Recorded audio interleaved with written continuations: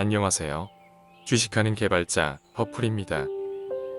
오늘은 주식 투자의 위험 관리에 대해 살펴보겠습니다. 개인적으로 주식 투자에서 위험이란 불확실성에서 비롯된다고 생각합니다. 주식시장에서 불확실성의 크기는 변동성의 크기로 표현되기도 합니다. 불확실성은 변동성을 유발하고 변동성은 계좌의 수익에 큰 영향을 미치기 때문에 우리는 주식 투자에서 위험 관리 방법에 익숙해져야 합니다. 영상을 끝까지 시청해 주시고 구독과 좋아요 부탁드리면서 오늘의 주제를 시작하겠습니다. 주식 투자의 위험 관리. 주식 투자는 장기적으로 높은 수익을 기대할 수 있는 투자 방법이지만 그만큼 위험이 수반됩니다. 주식 투자의 위험은 크게 체계적 위험과 비체계적 위험으로 나눌 수 있습니다. 체계적 위험은 시장 전체에 영향을 미치는 위험으로 경기 침체, 인플레이션, 금리 변동 등과 같은 요인에 의해 발생합니다. 체계적 위험은 분산 투자를 통해서도 제거할 수 없는 위험입니다.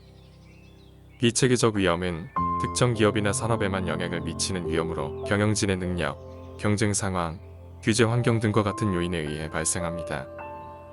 비체계적 위험은 분산 투자를 통해 제거할 수 있는 위험입니다. 주식 투자의 위험을 관리하기 위해서는 체계적 위험과 비체계적 위험을 모두 고려해야 합니다. 주식 투자자는 투자 기간을 길게 가져감으로써 체계적 위험을 줄일 수 있습니다. 장기적으로 보면 시장은 상승하는 경향이 있기 때문에 투자 기간을 길게 가져감으로써 단기적인 시장 변동에 따른 손실을 줄일 수 있습니다. 그러므로 주식 투자자는 투자 목표에 맞는 투자 전략을 수립해야 합니다. 투자 목표가 장기적인 경우 위험을 감수하는 투자 전략을 수립할 수 있지만 투자 목표가 단기적인 경우 위험을 줄이는 투자 전략을 수립해야 합니다. 체계적 위험에 대응. 체계적 위험은 시장 전체에 영향을 미치는 위험이기 때문에 분산 투자만으로 제거할 수 없습니다.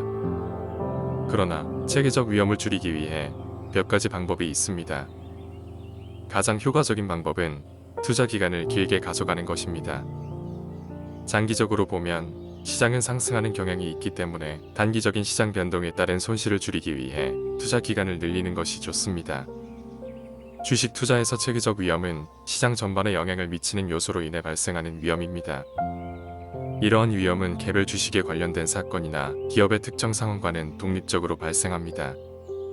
체계적 위험은 일반적으로 시장 위험 또는 시스템적 위험으로 알려져 있습니다.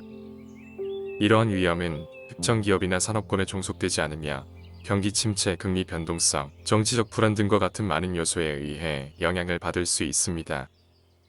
체계적 위험에 대응하기 위해서는 다음과 같은 방법을 고려할 수 있습니다. 자산의 분산. 주식뿐만 아니라 채권, 현금, 부동산 등 다양한 자산 클래스에 투자하여 위험을 분산시키는 것이 중요합니다. 서로 상관관계가 다른 자산 클래스 간에는 하나의 자산 클래스 손실이 다른 자산 클래스 수익으로 상쇄되는 경우가 있습니다. 장기 투자 전략. 주식시장은 단기적인 변동성이 높을 수 있지만 장기적으로는 경제성장과 기업 이익과 관련이 있습니다. 장기적인 관점에서 주식에 투자하고 투자 포트폴리오를 오랜 기간 유지하는 것이 위험을 완화할 수 있는 방법입니다. 현금 보유. 체계적 위험이 증가할 경우 현금을 보유하는 것도 한 가지 대응 방법입니다. 현금을 보유함으로써 시장의 변동성이나 급격한 하락에 대비할 수 있습니다. 해지 기법. 해지 기법은 주식 포트폴리오의 가격 변동에 대한 손실을 제한하거나 상쇄하는 방법을 의미합니다. 예를 들어 주식 포트폴리오에 대해 옵션 계약을 맺어 시장의 하락에 대비하거나 선물 계약을 활용할 수 있고 해지 펀드를 활용할 수도 있습니다.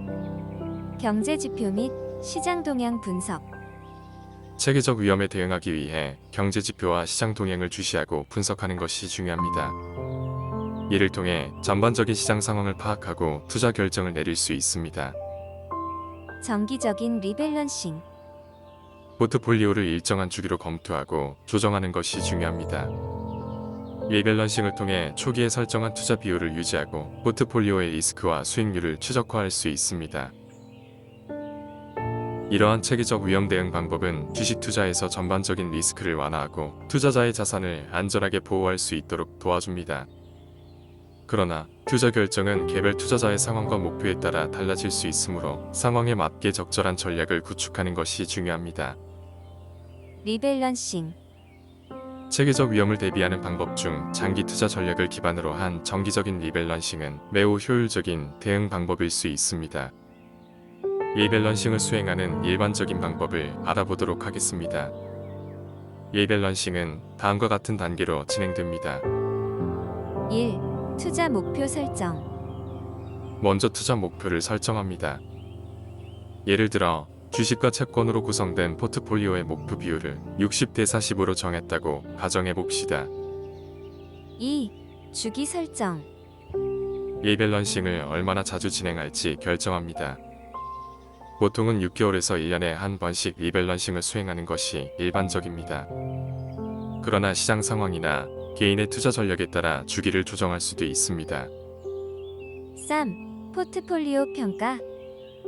정기적으로 포트폴리오의 가치를 평가합니다.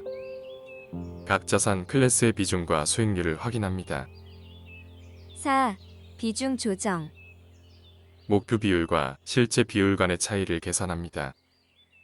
예를 들어 주식의 비중이 목표 비율보다 높다면 주식을 팔고 채권을 추가로 구매하여 비중을 조정할 수 있습니다. 반대로 주식의 비중이 목표 비율보다 낮다면 주식을 추가로 구매하여 비중을 늘릴 수 있습니다. 5. 거래 실행. 리밸런싱에 따라 필요한 매매 거래를 실행합니다.